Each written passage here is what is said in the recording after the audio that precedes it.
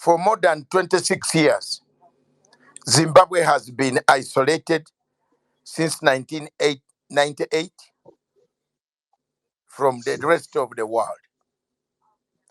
Sanctions, isolation, profiling has taken place by the superpowers of this world.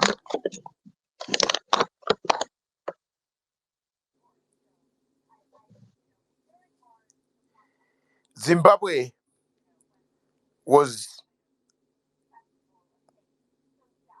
a basket of Africa. Zimbabwe had quite a lot of impressive history. First, the first country on the African continent to embrace reconciliation. After 1980, Ian Smith remained in Zimbabwe despite the fact that he had killed thousands and thousands of Black Africans. The Lancaster Agreement affected this nation, that for 15 years you don't change the comma, full stop. The land question became the sticking point. And finally, in 1997 and 98, Zimbabweans and the war veterans decided to take their land back. A land which was occupied by 4,000 commercial white farmers against a population of 14 million by then. And the Black people were given only areas in rainfall, last type of rainfall near the animal parks and other same arid areas. From 1998, when Tony Blair and Claire Short and others isolated this nation, it has been on the receiving end. It has indeed suffered. Thousands and thousands of people have died as a result of sanctions that were imposed on this nation. Banks were told they can't borrow any money from anywhere. The government was told it can't borrow money. The IMF was told not to lend any money in the World Bank. Zimbabwe became a laughing stock of African continent. More sanctions were heaped on this nation day in, day out. Companies were blocked from trading, from export. Diamonds, gold, and other minerals that Zimbabwe produces were prohibited in the world market. Indeed, this country suffered. These sanctions have been going on, removed, reinstated, taken out, changed names. The history of sanctions has been a long history that has affected the rest of Africa. Everybody in Africa has been affected by sanctions. The exodus of Zimbabweans, younger generation out of Zimbabwe in search for employment in neighboring countries is something that you cannot keep quiet and sit here and tell us we cannot talk about it and we cannot bring out to the international scene to find out why these sanctions were put on a country and nobody bothered to take this action, judicial route, to analyze, to interpret, to find out why sanctions were put on Zimbabwe and what remedy the powers that put sanctions on Zimbabwe would want to give to this nation that they isolated. President Mugabe left and went to the Mecca. But he left a vision that Zimbabwe must be protected. After President Mugabe left, power was handed over to His Excellency, my great friend, Idi Mnangagwa. Whichever way it came, it was upon Zimbabweans themselves. Immediately, more sanctions were put on the leadership, both the president, the vice president, and other commanders and other institutions of Zimbabwe. These sanctions continue to bite people. Ministers could not travel to get simple medicines that can treat diseases that like measles, TB, and other diseases. It became a rare commodity. Hospitals became dry, schools became dry, no textbooks, students cannot have access, no water, famine, hunger, everything heaped on this small country. They called it an axis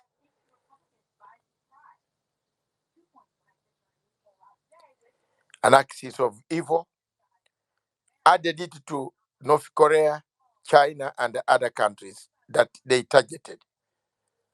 This was not a very good name that they could give to a smaller country that has no nuclear power, that had not done any nuclear tests.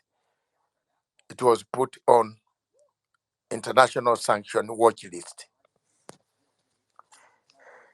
A few months ago, the United States of America removed what we call presidential order. Using a presidential order, they removed the presidential order sanctions.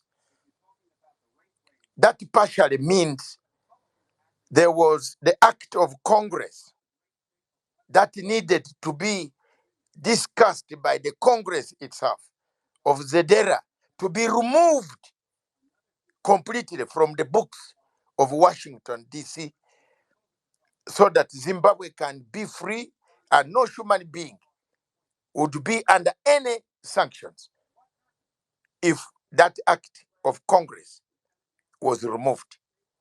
But as we stand today, the act of Congress remains the obstacle and the conduit upon which, at any time, the United States of America would return to put sanctions or renew sanctions on anyone and everybody, every bank they want to do. It is for this reasoning. There are some people who talk about sanctions having been removed, but removed when a president, a vice president, the wife of the president, the children of the president, and 11 other service commanders and the security agencies and the businessmen are still on the sanction list. How then would you remove a father? Would you remove the children from the house? Or would you put the children in the house and tell the father that the children can eat, but not you? How will the father replenish the food that is finished in the house? Literally speaking, if the Americans, the United States of America removes sanctions and leaves the president of Republic of Zimbabwe under sanctions, the deputy president, the vice president of Republic of Zimbabwe under sanctions, it means the nation they lead is equally perceived to be under sanctions. There will be no investor who will come to invest in Zimbabwe once they hear that the president of Republic of Zimbabwe is under sanctions. Therefore, it is for these reasons that I and another two countries in Africa, friendly countries, that I approached, we have approached the court, the International Court of Justice, to seek interpretation, to seek remedy, to find out as to why these sanctions should be allowed of any nature, whether Zedera, whether act of Congress, whatever it is. Why the European Union, up to today, some countries in the European Union have even taken the property of the people of Zimbabwe in terms of firefighting trucks, yet there is need for them for emergencies in Zimbabwe, and said Zimbabwe is still under sanctions. The only route left for Zimbabwe, negotiations have been there, lobby has been there, but the only route left for this country, Zimbabwe, is to place the documents. It doesn't need, nobody in Africa needs permission from the government of Zimbabwe to place documents to the International Court of Justice. If you have the material, any state that is part of the United Nations organization and a member state of the United Nations can place a case on behalf of any state.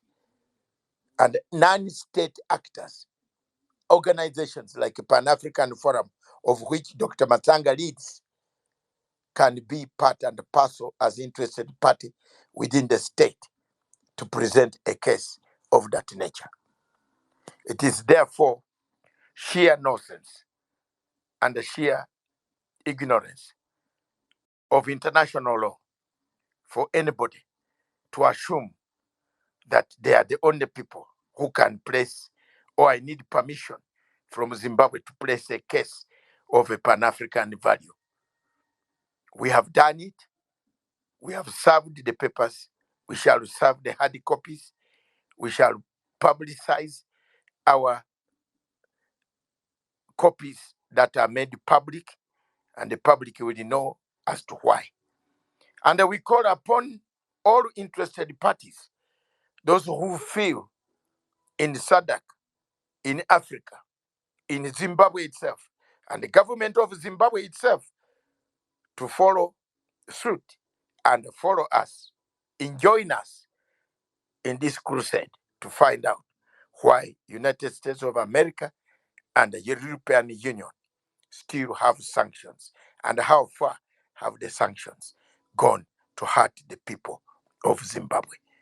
I will be seeking remedies, including reparations, based on the United Nations report that was delivered by the United Nations themselves, not Dr. Matsanga, which is in black and white of how sanctions have hurt the people, injured the human rights of the people of Zimbabwe, to demand, not for myself, for the people of Zimbabwe, to have whatever reparations the court will make. Thank you very much. I'll rest my case, and hope to see you. Those who will pick this audio will find that is my case. I don't need permission from President Mnangagwa. I have never asked for a penny from President Mnangagwa whatsoever to file any case. I don't work for President Mnangagwa. My organization, together with two other countries friendly to me and friendly to Pan-African cause, we have gone to court, and we have no regrets. Those who want to meet us in court. Thank you very much. God bless you.